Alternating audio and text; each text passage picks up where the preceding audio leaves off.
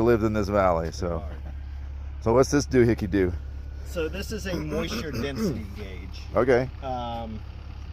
These are devices that in this probe that I'm going to lower into this hole. And I'll pull it up and show you. Yeah. In this little probe is I think it's cesium, but it's a radioactive material. And what it does now, whenever I hit start, is it's got a receiver on this end, and it's picking up that radiation from that source. Yeah. And so between that rod and the receiver on this end, it's just measuring waves.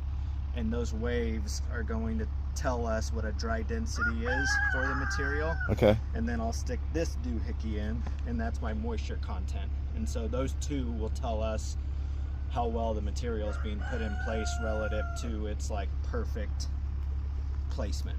And so we specify 95% of perfect. Yeah. And we've been in excess of that on every test so far. Good. So I like that. Drew's doing great.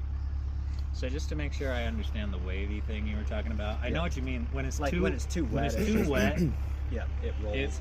It rolls wavy. Yeah. So you're saying ideally just a little bit underneath that is kind of perfection. So if you ever find yourself like in a position where part of it's like rolling, like waving, then it's like you're probably just high of a little too wet.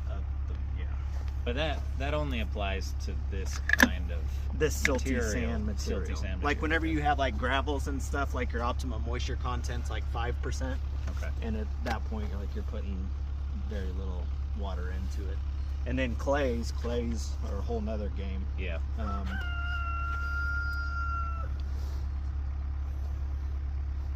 Okay. Do you need to come test it while it's still kind of moist, or it's not going to lose that much right now? Okay. If it's like 110 in the day, I try to catch it right as it's placed.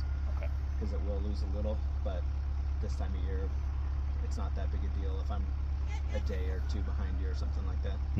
Okay. But yeah, no, so far so good. Well, I'm planning on doing one lift this weekend. Okay. And then I probably won't be back to do that second lift until like midweek. That's okay, so because I'm going to be, my other engineer's off all week for mental break. Cool. And I'm going to be drilling a job in town for Williams, but I'm going to be with them like 7 to